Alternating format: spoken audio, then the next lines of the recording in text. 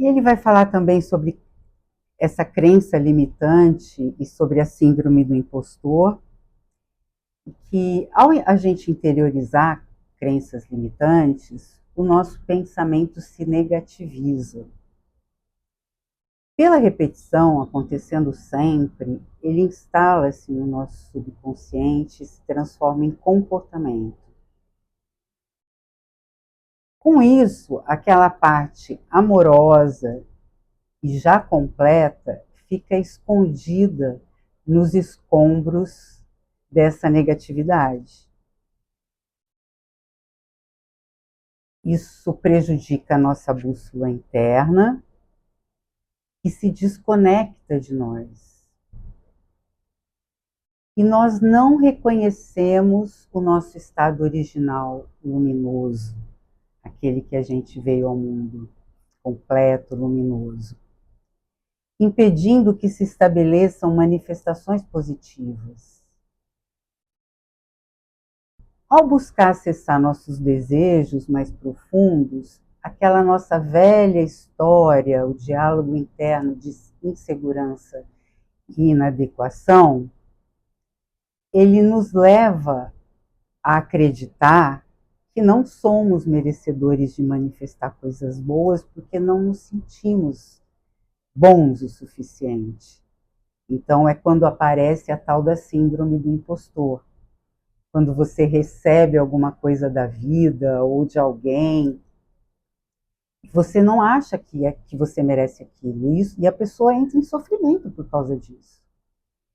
Então, o cérebro não distingue o que é real do que é imaginado, porque nós mesmos, em sã consciência, a gente não consegue discriminar essas cenas limitantes, essas crenças limitantes que a gente alimenta nessa proporção continuadamente.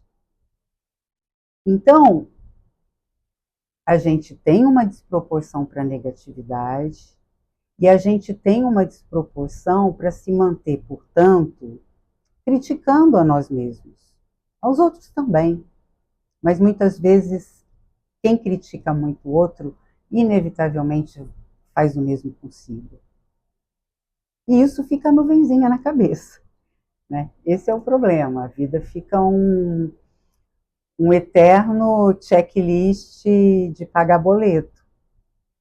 A gente não consegue ver a beleza da vida, caminhar nessa lagoa linda aqui de onde eu moro, por exemplo, contemplar. A gente está andando e está pensando nos problemas, ou seja, alimentando. Por isso que eu gosto tanto da palavra cultiva, porque o que a gente cultiva no dia a dia é medo e ansiedade. Podem reparar.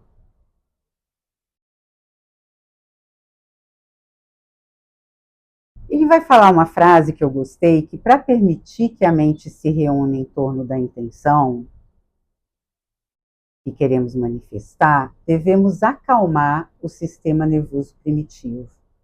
O sistema nervoso primitivo é aquele parasimpático, é aquele sistema nervoso simpático que fica o tempo todo em modo ameaça, buscando lutar, se defender, sobreviver. E o que ele está dizendo é que a nossa intenção não tem espaço para brotar nesse ambiente ameaçador. É tudo muito hostil, inóspito. Como que vai nascer uma boa intenção?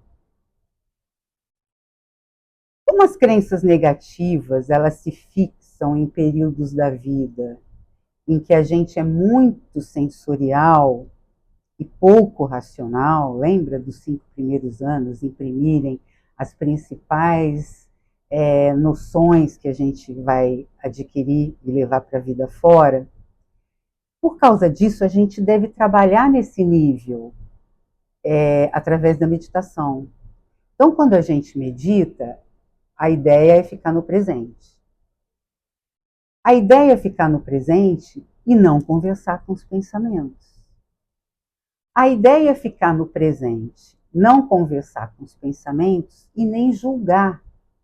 Deixar eles virem e irem sem que a gente pule para dentro da história, interpretando, querendo resolver ou criando as histórias. Com isso, a gente ganha um espaço durante a prática, que é o de não fazer o hábito de realizar os mesmos padrões o tempo todo. A gente vai quebrando os padrões. A meditação é um instrumento de quebrar padrão. E a gente vai ganhando esse espaço de liberdade, onde existe essa possibilidade de manifestar o que há de melhor e tão melhor quanto possível na nossa vida. A gente sai da ameaça, entende?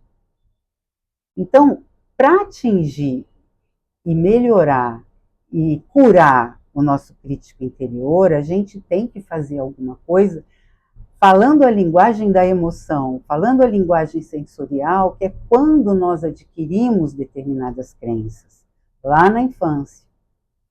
E lá a gente não tinha esse padrão racional, a gente tinha o padrão de sentir. E ele vai falar que o milagre, que é realmente um milagre muito recente da neuroplasticidade, nos revelou recentemente que a capacidade do cérebro se modificar através de uma prática de compaixão e de autocompaixão, que faz a gente equilibrar essa balança, colocando mais positividade amorosa, gentil na nossa direção, é fundamental que a gente pratique. Ele vai falar também por que a compaixão interfere tanto na manifestação. Então, a gente tem aí um percurso na prática da manifestação. A gente tem que se acalmar, mindfulness. A gente precisa se haver amorosamente com a gente mesmo para a gente poder se achar merecedor. E então, ser o autor, o criador, o benfeitor das nossas manifestações. Né? Ele vai dizer que sem acalmar o nosso crítico interno, não temos liberdade para nos apropriar da ideia de que merecemos coisas boas. O sistema consciente, voluntário de cultivar o amor-bondade através de uma prática de compaixão, traz a gentileza para a nossa consciência, permitindo que os comentários negativos recuem. Então, a nossa arma contra o crítico interno é a compaixão. É ela que vai nos permitir ganhar, fazer um espaço ali de negociação para a gente conseguir não ser tomado pela negatividade e pela crueldade do autocrítico, da autodepreciação, que só limita a nossa vida, ela é inútil. Se ela trouxesse algum benefício, ok, mas não traz. Então, a compaixão tem o poder de curar partes de nós que nos fazem sentir cronicamente inseguros e não amados. Então, a gente tem que praticar a meditação da compaixão que a gente quer manifestar aqui nessa proposta da neurociência da manifestação. E ele vai, então, trazer o treino de compaixão de Stanford, que ele é fundador, talvez é o centro de pesquisa mais destacado no campo da ciência e meditação, que funciona em Stanford há muitos anos e que é coordenado pelo James Duke. Então, antes dele abordar tão diretamente a meditação da manifestação, ele traz para a gente, há muitos anos, há muitas décadas, né, esse universo científico em torno da meditação da compaixão.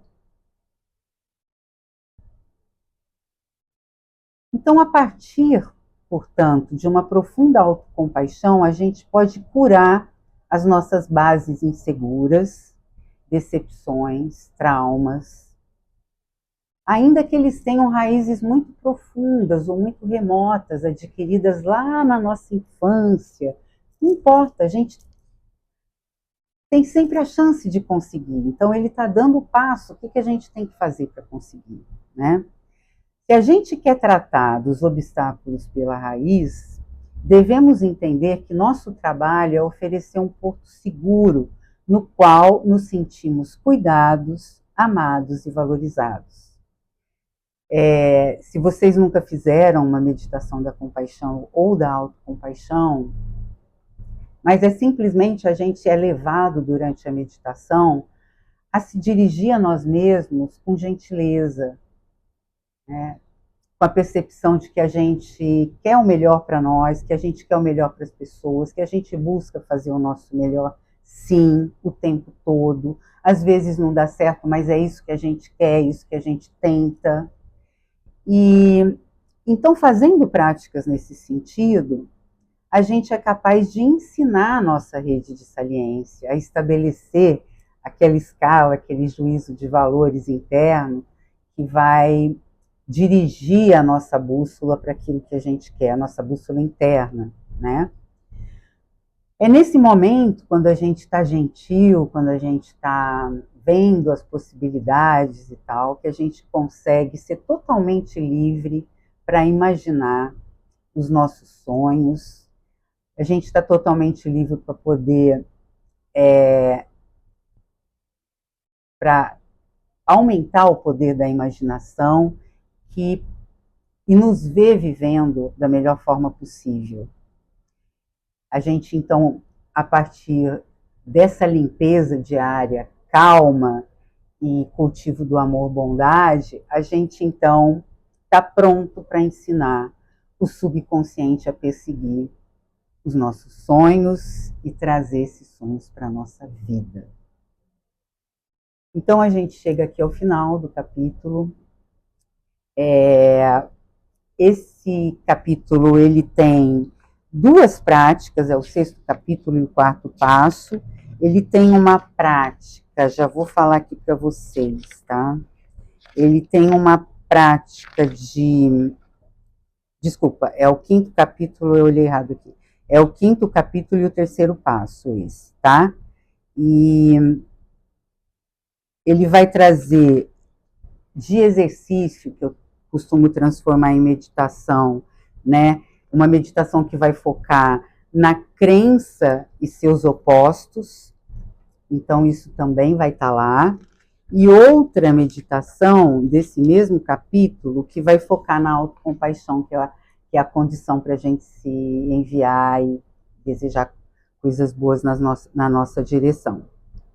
Então eu quero dizer para vocês aproveitarem, quero dizer assim para vocês, olha,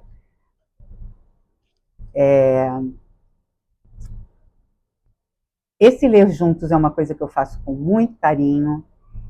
Vocês têm no YouTube, no meu canal do YouTube, playlists de cada livro que eu trouxe até aqui. Esse livro é o Magicamente, um livro que fala sobre a neurociência da manifestação, que ensina os 8 passos para a gente poder manifestar as melhores coisas na nossa vida através da meditação. Então, a gente está agora no 5º capítulo, e esse capítulo está disponível, portanto, na playlist do livro Magicamente no meu canal do YouTube. Eu peço a vocês que se manifestem também para curtir, para participar dos comentários, para poder divulgar também esse trabalho no YouTube, para que mais pessoas possam ter acesso a essa leitura comentada, e para o meu canal também ele possa se expandir, para que eu possa levar essa mensagem da meditação, da ciência da meditação para o maior número de pessoas possível.